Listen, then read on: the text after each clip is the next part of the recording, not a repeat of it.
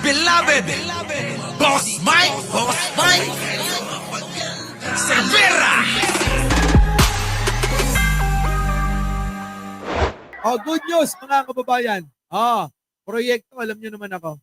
Hindi matatapos ang content na to, hindi matatapos ang palabas na to nang wala tayong ipinapakita at pinagmamalaki na proyekto ng ating pinakamamahal na Pangulong Bongbong Marcos. Pasok!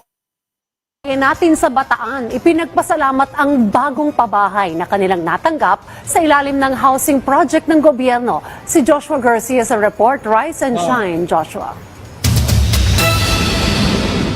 Kasabay na ika-82 taong araw ng kagitingan, pinangunahan ni Pangulong Ferdinand R. Marcos Jr. ang ceremonial turnover ng mga pabahay mula sa NHA Balangas City Low-Rise Housing Project sa Bataan. Ayon sa punong Yan ba yung walang ginagawa?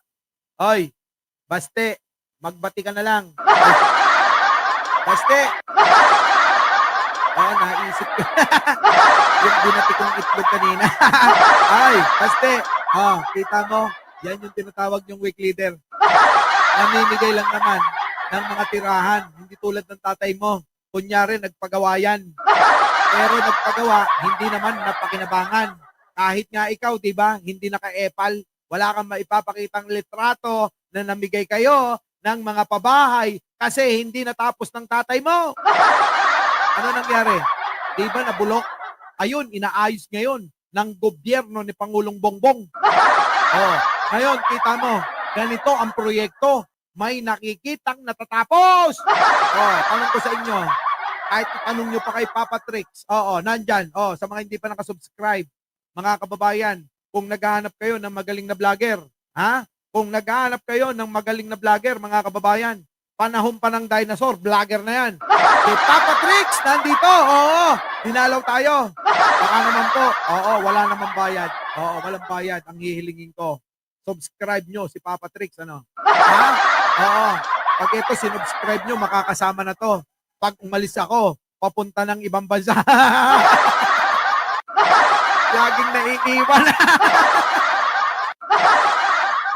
Papa Tricks, para sa ito, bago ko ituloy. Eto na. Buksan ang nakasaradong isipan mula sa silid ng karinlan. Huwag mong hayaang itago ang katotohanan sa mundong mapalamang. May handang tumulong sa lahat, United Warriors at nagngangalang Mike Cervera.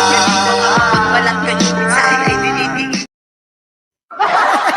Joke ko lang yun pa naman, Hoy, sa mga kababayan, ulitin ko lang, bago ko ituloy itong magandang programang natapos na naman ng ating mahal na Pangulo.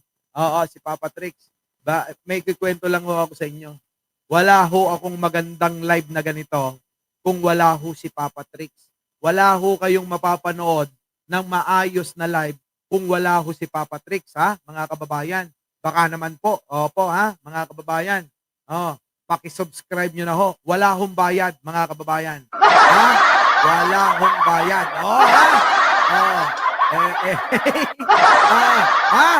Subscribe nyo na.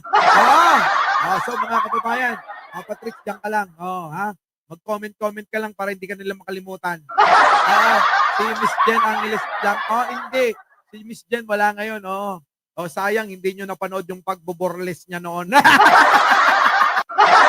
Habang naka-live ako, mga kababayan, ayun, nagboborles sa likod ko. Mga kababayan, sabi niyo, hindi ka ba nahihiya? Bakit naman ako mahihiya? Napakaganda naman ng katawan mo. Napaka-sexy mo. Diba? Bahala sila dyan. Diba? Napanood ka, talagal. Ito na, mga kababayan, ang nagawa na naman ni Pangulong Bongbong Marcos na kailanman hindi po nagawa ni Duterte ay eto na. Mga kababayan natin sa Bataan, ipinagpasalamat ang bagong pabahay na kanilang natanggap sa ilalim ng housing project ng gobyerno. Si Joshua Garcia sa report. Rise and shine, Joshua. Yan. Kasabay na ika-82 taong araw ng kagitingan, pinangunahan ni Pangulong Ferdinand R. Marcos Jr. ang ceremonial turnover ng mga pabahay mula sa NHA Balangas City Low-Rise Housing Project sa Bataan.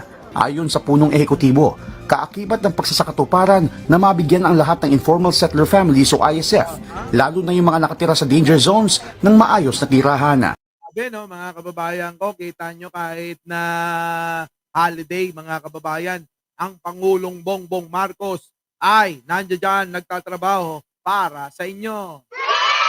Papa Trix, kita mo naman, napakaraming nag-subscribe agad sa'yo. Ha? Oo. Ayos, di ba? O, tuloy.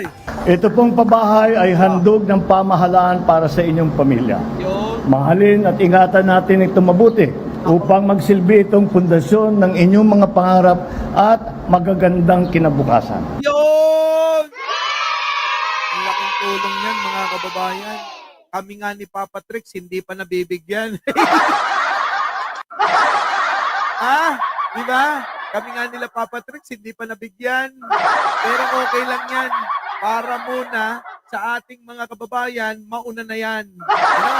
Oo. Eh kung may ibibigay, bakit hindi naman?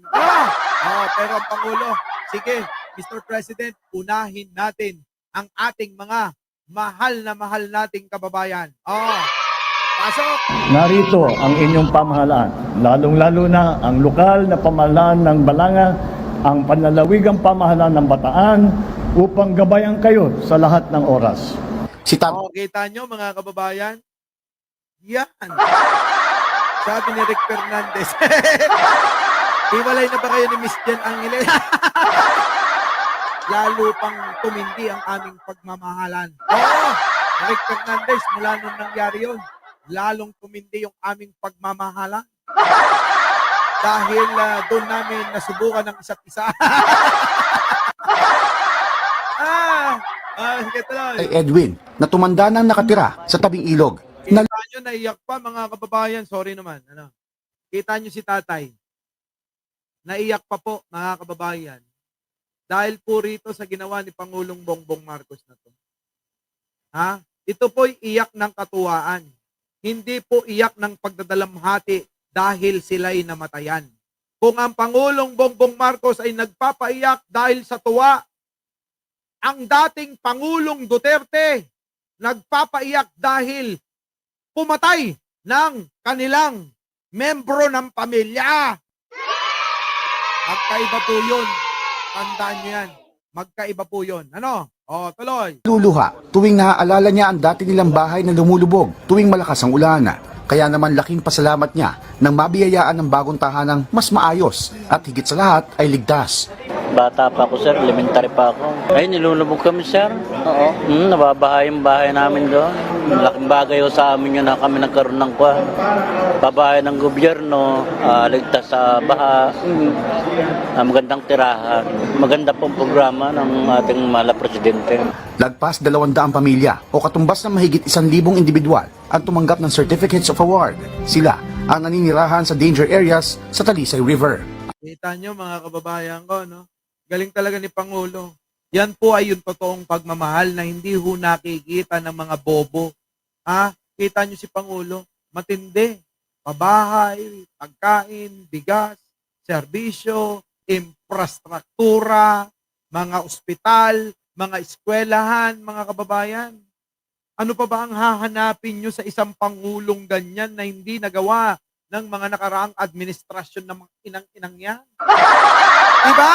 Tuloy. Ayon sa alkalde ng Balanga City, malaking tulong ito sa kanya nasasakupan. Lalo ito ang unang housing project na naitayo sa kanilang lugar. Karamihan naman po ay may long history na po dito po lalo na po sa Talisay River na marami pong nakatira sa danger areas. Kaya napakakailangan po talaga ng mga proyekto na ito para po sila po ay mailikas na para po tuwing tag-ulan, tuwing habagat, hindi na po laging nag-emergency rescue po para sa kanila. Sabi, no, mga kababayan, hindi lang ho, mga kababayan, ang mga taong nakatira sa gilid ng mga ilog, ang natulungan. Pati ho ang mga leader ng kanilang lalawigan o sinasakupan, abay natulungan din na na mabawasan ang kanilang mga alalahanin, ang kanilang mga inaalala tuwing may mga malalakas na bagyo at malalakas na pag-ulan. Ano po? Dahil nga po bumabaha yung lugar na yan. Ngayon po mga kababayan, kita nyo naman, kahit po tsunami pa yan, hindi naaabot yan. Diba? Hindi naaabot yan mga kababayan. Kita nyo naman, oh. Laki na, oh. Building na, malakondominium na ang kanilang tirahan. Sana oil. Diba? Oh. Bukod sa pabahay, may itinayo rin sa NHA Balanga City Low-Rise Housing Project ang mga pampublikong pasilidad tulad ng 4 na palapag na paaralan. Kita nyo mga kababayan, hindi lang ho pabahay, pati ho ang paaralan. Edukasyon na kailangan na pinabayaan ni Aling Buday nung umupo yan sa DepEd. Ngayon ang Pangulo, hindi niya naman trabaho, pero ginagampanan niya to. Maayong gabi eh. Ha? Badong Aramatis. Ano? Kalay.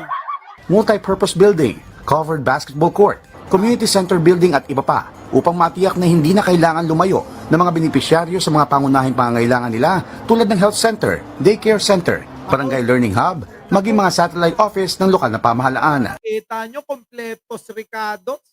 Hindi na kayo lalayo. Lahat ng kailangan nyo, nandyan na yan. Ha, mga kababayan, saan ka pa? Isang community na yan.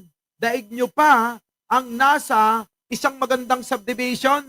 Pero dito, mga kababayan, kompletos Ricardos. Pati yung barangay, daycare center, pagamutan, eskwelahan. Nako, nandyan na lahat yan. Hindi tulad na naman ng iba. Tulad ni Tabaco, nagtayo ng mga pabahay yung nakikita nyo dyan. Saan? Sa May Quirino? Yung mga pabahay na parang mataas na squatter? Project ni ano yun eh. Project ni Ramos yun. Walang ganyan.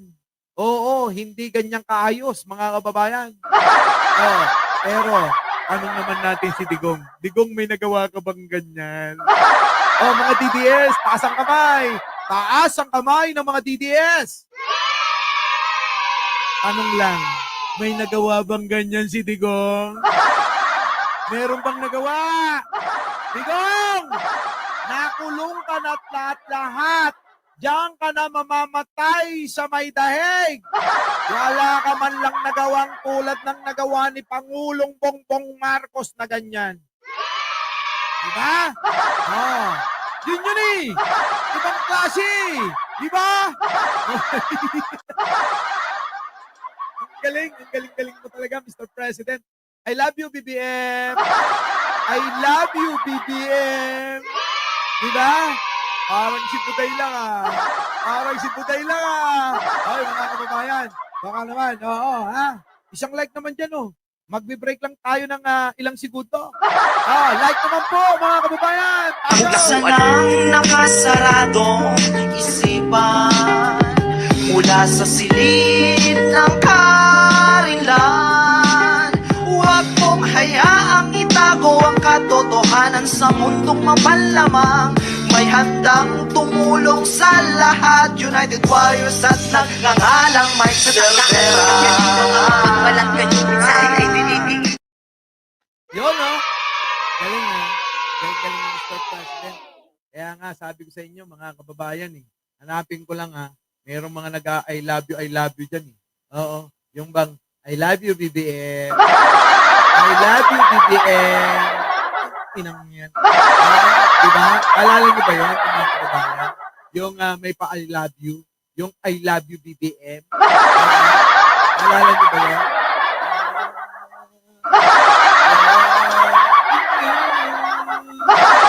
Ito ba yun? Hindi yan. Oo. Yung nakaprintad mo, mga kababayan. Tapos nag-I love you, BBM. Yun yun, mga kababayan. Ito ba yun? Isang araw, naimbita si Mary Grace Piatos magsalita sa mental hospital. Kaya't kinausap agad ng head Wag na yan. Ito na lang tayo, basta yun na yun. I love you, BBM. So, mga kababayan, tuloy natin. Tiniyak naman ng Department of Human Settlement and Urban Development na puspusan ang kanilang pagsisikap upang makamit ang 6 na milyong pabahay at zero ISF sa taong 2028. Basta itong 1 million na ito, nakalatag lagi. Naman si Aso ko, sir, ah. Kasi, ako, sir, nagkita tayo kahapon. Hindi ako nagpa-picture sa'yo. Ibig sabihin, nakaplano na, meron ng beneficiaries, may LGU na, at may mga kontraktor na pinag-uusapan dyan. Susunod na taon, lalatag ulit kami another million para yung kasunod na yon ay tuloy-tuloy na. So every million, after 3 years, every year may delivered na. Dumalo rin sa aktibidad ang mga opisyal ng lokal na pamahalaan at mga kawani ng lalawigan. Joshua Garcia. Yon, mga kababayan, alam nyo na, ha? So next, meron pa. Good news. Pasok! Patuloy pa ang paghuhukay pero itinasilip na ng DPWH ang tunnel o lagusan na kapag nakumpleto ay magiging pinakamahaba sa buong bansa. Nako, mga kababayan, si Pangulong Bongbong Marcos uli ang may gawa nito. Dating ko lang, mga kababayan, pwede po ba? Pakicomment nyo naman. I love you, BBM. Pakicomment naman dyan, mga kababayan. Kita nyo, may project na naman. Tunnel project, ha? Na magiging pinakamahabang tunnel sa buong bansa. Ito po, mga kababayan, hindi pa natatapos. So meron na namang pagpipicturean yung mga kamote rider. Magugulat kayo, mga kababayan, nandiyan na naman yung mga kamote rider. Yan po na ngayon yung mga sumisigaw ng DDS. Diba? Yan yung mga yun eh. Eto na, mga kababayan. Bagong project na malapit na hong buksan ni Pangulong Bongbong Marcos, ilang araw na lang. Eto na po. Patuloy pa ang paghuhukay pero itinasilip na ng DPWH ang tunnel o lagusan na kapag nakumpleto ay magiging pinakamahaba sa buong bansa. May habang 45.5 kilometers. Hoy, ang haba niya, mga kababayan. 4.5 kilometer ang haba niyan. Oo, mga kababayan, marami nang mangyayari dyan. Pag nag-umpisa kayo, pagpasok nyo, mga kababayan. Hindi pa kayo nakakalabas. Sigurado, meron ng... Diba? Yan yung mga kababayan. Pwedeng-pwede yan. Tuloy. Sasamantalahin na naman ng mga DDS to. Sa buong bansa. May habang 45.5 kilometers ang bypass construction sa buong bansa. May habang 45.5 kilometers. 45.5 kilometer? Walang yan, mga kababayan. Ano yan? Mga kababayan, ang haba-haba niyan. 45, akala ko 4.5 lang. 45.5 pala. Naiisip niyo ba yun? Parang mula rito sa may Balintawak hanggang sa... Ang haba naman, mga kababayan, hindi ko na matansya. Basta mahabang-haba yan. Kung tumatakbo po kayo, eto ulitin natin, baka mali lang tayo ng dinig. Wait lang baka mali tayo ng dinig eh. Pinakamahaba sa buong bansa. May habang 45.5 kilometers. Kita nyo? 45.5 kilometers. Diyos ko po. Mr. President, tuloy-tuloy mo na hanggang 2020, hanggang hanggang kaya mo pang magpresidente kung ganyan lang ginagawa mo? Di po ba? Kung ganyan lang ang ginagawa ni Pangulong Bongbong Marcos, mga kababayan ko, tuloy-tuloy mo na. Huwag ka nang bumaba sa pagkapangulo. Mga kababayan, siya lang ho nakakagawa niyan. Hoy! Pwede po ba, mga kababayan, pakikalat naman to. Aba, ako'y nagulat mismo. Kahit ako may content nito, nagulat ako sa narinig ko. Opo, abay, sa haba ho na yan, mga kababayan, kaya nyong tumatlo. Opo, mga kababayan, 4.5 kilometer. Oo, kayang-kaya nyong tumatlo. Grabe, no? Matindi to, matindi. Ibang klase. Ang bypass construction project na dadaloy mula sa Toril, Davao City hanggang Panabo City, Davao del Norte. At kapag natapos ang tunnel, mapapaikli raw nito ng halos 1 oras ang biyahe mula sa magkabilang dulo. Grabe, no? Kita nyo ang ginawa ni Pangulo. Kahit ganun pa man, tignan ninyo mga kababayan, yung kanyang alyansa hindi nanalo dyan. Pero kita nyo, kahit ganyan kayo, yung serbisyo para sa inyo, ibibigay ko. Yaan ang nasa isip ng Pangulo at puso. Ang serbisyo sa inyo. Diba? Hindi kami tulad ng mga tulad nyo na sasabihin namin wala kayong utang na loob. Hindi namin sasabihin yan. Bakit? Ano naman yan eh. Prerogative nyo naman yung pagboto eh. Di ba? Pero, may konsensya naman. Hindi nagawa ni Digong yan. Kita nyo, sa Mindanao pa pala ginawa yan. Akala ko naman mga kababayan, somewhere in Antipolo lang. Kung sa Antipolo lang yan, mga kababayan, sigurado, maraming kamote rider dyan. Diba? Pero, sa Mindanao yan, mga kababayan, ha? 60% na raw ang natapos na bahagi ng unang package at may 5 package pang gagawin. Ako, grabe. Lalagyan po ito ng mga CCTV, camera, ilaw, loudspeaker at emergency telephones. Grabe, mga kababayan, pwede na hong, pwede na hong magpatayo ng bahay sa loob niyan. Doble ang proteksyon, mga kababayan, ha? Doble proteksyon. Hindi ka nababahiin, hindi ka natatamaan ng mainit. Opo, dahil nasa ilalim ka na. Ay, nako. Swerte nila, no, mga kababayan, no, meron silang ganyan. Samantalang tayo dito sa Luzon, wala pang ganyan. Naglaan din sa gitna nito ng daanan para lang sa mga may emergency. Tiniyak ng DPWH na matibay ang tunnel laban sa mga kalamidad gaya ng lindol. At ang haba nito halos kapareho ng distansya mula sa Philippine Arena sa Bukawi, Bulacan hanggang sa Parañaque Integrated. Grabe ang ganong kahaba. Mula doon sa Philippine Arena hanggang doon sa Parañaque.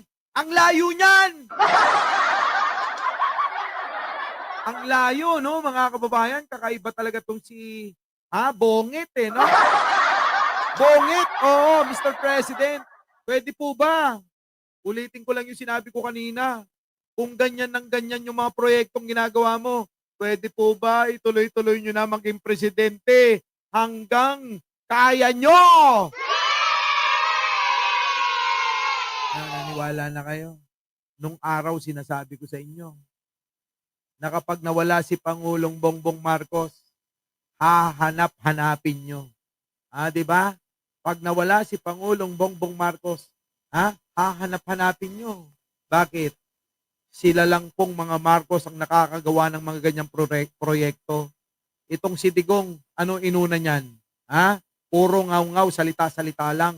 Wala namang natapos yan. Kita nyo? Mas inuna pa niya magnakaw na magnakaw. Ano naman siya. Sarah, thank you naman Pagkasi, naiyak na ako. Naiyak na ako dito, mga kababayan ko. Oo, hindi ko kinakaya tong mga proyekto ni Pangulong Bongbong Marcos. Opo, Sa kasaysayan, ngayon lang po ako natuwa. Natuwa na bumoto ako kasi nung panahon ni Makoy, bata pa ako, di pa ako bumoboto. Ngayon, pinaglaban, bumoto, mga kababayan, at talaga naman hanggang sa kaduluduluhan kasama at ating pinaglalaban, mga kababayan, ngayon lang ako natuwa sa Pangulo. Ni isa sa naging presidente noong nawala si Pangulong Ferdinand Marcos Sr., ngayon lang po ako talaga natuwa na magkaroon ng Pangulo na ganyan gumawa ng proyekto. Kita nyo, hindi lang ho simpleng kalsada yan. Binutas, mga kababayan, ang kabundukan para tumagos yung magandang daanan ng mga tao para makarating sa paroroonan. Jesusa, thank you naman po. Oo, Jesusa, maraming salamat sa iyo. Diba? No, mga kababayan ko, no? Sana lang. Pwede po ba panalangin natin? Lord, pwede po ba? Huwag nyo nang tanggaling bilang Pangulong, si Pangulong Bongbong. Oo, Kapag wala na ho yan, mamimiss ho namin. Hanap-hanapin na naman namin. Ano po? Ha? Pwede ba? Oh, baka naman. Sa ginagawa ni Pangulong Bongbong Marcos ng mga proyekto na yan, at marami pang parating at marami pang sinisimulan para maituloy-tuloy ang mga yan. Oo, fake news peddler, live na live ako. Kung sino ang iaangat ang kamay ni Pangulo, ha? Na kanyang magiging manok na papalit sa kanya. Baka pwede, mga kababayan, yun ang ating suportahan. Hindi ko naman na sinusumbat, mga kababayan. Ang iniisip ko lang, yung maituloy lang ba itong mga magagandang mga programa, magagandang proyekto na hinahandog ni Pangulong Bongbong. Pwede po ba yon, mga kababayan? Pwede po ba? Oo, wala naman humbayad yan eh. Di ba? So ngayon, mga kababayan, nandito na si DJ Byron. Shout out, mga kababayan. Huwag niyong kalimutan, isa pa to. Si DJ Byron, kahit iba-iba pangalan ang tinatawag sa akin nito. Ha? Huwag niyong kalimutan yung kasama nating nakikipaglaban. Si DJ Byron, pwede niyo pong puntahan yung channel niya at mag-comment kayo. I-comment niyo po na galing kayo kay Mike Cervera. Lagyan niyo sa dulo, I love you. Oo. Ha? Mga kababayan. Yan. DJ Byron. Shout out, brother. Nandiyan na rin si Delia Sococo. Marcos forever, wag nang palitan. Yan, mga kababayan ko. Pero bago tayo maghiwa-hiwalay, mga kababayan, dahil humahaba na ang gabi, dahil po ako'y bukas ay sunod-sunod ang aking trabaho, gagawa lang ako ng live ko, bukas, mga kababayan. Ano po, pagkatapos ng live natin, diretso na po ako niyan sa mga backlog ko, sa mga trabaho na hindi ko nagawa, mga kababayan, ay gagawin ko hanggang gabi na yon. Pag uwi ko, Delia Sococo, thank you naman. Pag uwi ko, mga kababayan, kahit pagod ako sa trabaho dahil nandito ako sa studio, mas convenient sa akin dito kaysa doon sa laptop, mga kababayan. Oo, love you too, brother, DJ Byron. Gagawa na naman tayo ng isang content para makabawi tayo kay Lolo Whitey. Ano po, mga kababayan? So, mga kababayan, hanggang dito na lang ang ating palatuntunang inasar nyo. Ayan ang resulta niyan. Grabing mga proyekto. So muli, mga kababayan, ako po ang inyong lingkod, Mike Cervera po. Laging nagsasabing, mahalin po natin ang ating kapwa, pagdasal po natin lagi ang ating bansa. Sama nyo si Pangulong Bongbong. Ano po? Maraming salamat po. Our beloved Boss Mike Cervera.